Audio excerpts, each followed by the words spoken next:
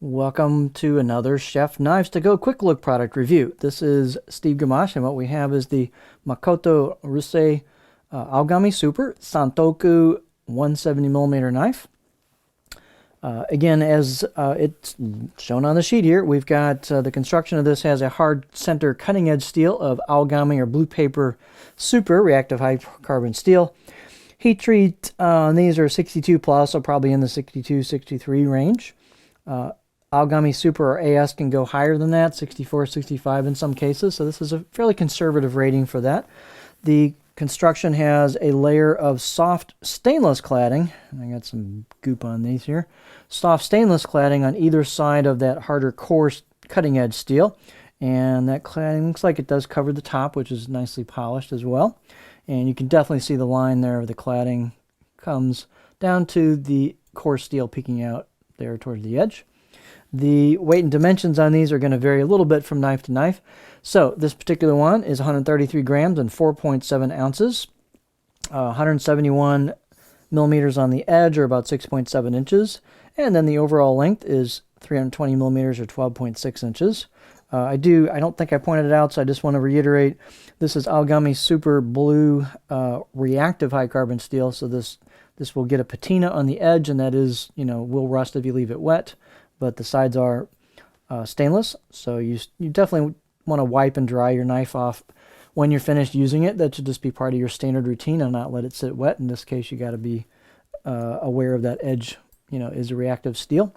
The blade on this, thickness-wise, I got about 2.1 millimeters just all the way down.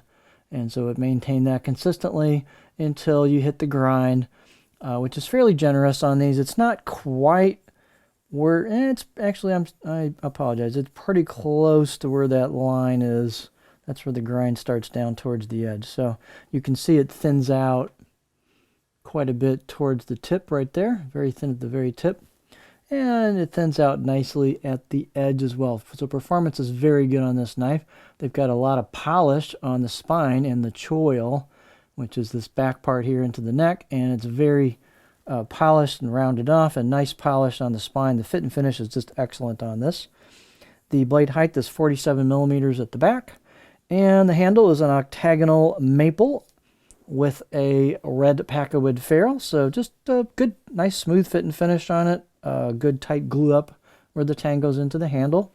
And let's see, I got about 73-ish millimeters circumference where the two materials meet.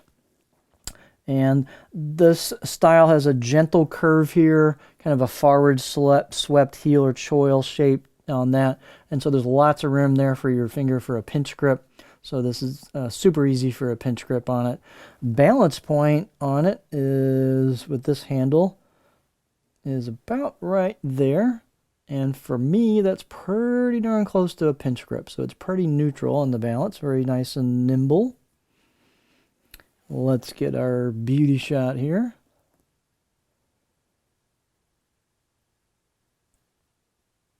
So if we look at the finish, it's got what's called a brushed finish. So the sanding finish marks go longitudinally with the blade. What that means is as you clean it and dry it, you tend to go back and forth. So that helps hide the scratches because they go with the finish. We've got hand engraved kanji. You can definitely tell that's chisel engraved. It's not laser engraved, so you can feel it when you move your finger over there. You can see the shape of the chisel as they hammer it. So it's really cool. This is becoming a little less common these days, so that's a neat feature. You've got a frosted finish there with the blade grind going down. Then there's your core steel, and then the shiny edge bevel. Clean grinds, great fit and finish, thin at the tip, thin at the edge. It's just a really nice blade. There's your spine, nice and shiny and very high polish on that. But out of the box edge, I'll give it a 6, maybe 7. Had a nicely crafted edge bevel. It's very sharp out of the box. It'll get nice and sharp. The steel is really good. It'll get really sharp. It's pretty easy to sharpen, but it's got some extra alloying in it, so it'll hold a very, very nice edge if you do your part. So it's a really great kitchen knife steel. You can see this has a pretty aggressive belly towards the front half. So we've got, curved throughout, a little bit flatter at the back, kind of flows into the heel, but fairly aggressive tip, so I can get pretty high on this in terms of rocking. So this will rock really nicely, and push-pull cuts, glide cuts. You'll have to lift it hard if you want to tip draw it, so I wouldn't say it's a great tip draw knife because you got to go way high on that handle, but you can see this will rock for sure. Not a problem. So just a great package, really well executed, great steel, nice fit and finish, well crafted knife, cool handle. It's just a nice package. So this is the Makoto Ryusei Aogami Super AS Santoku 170mm knife.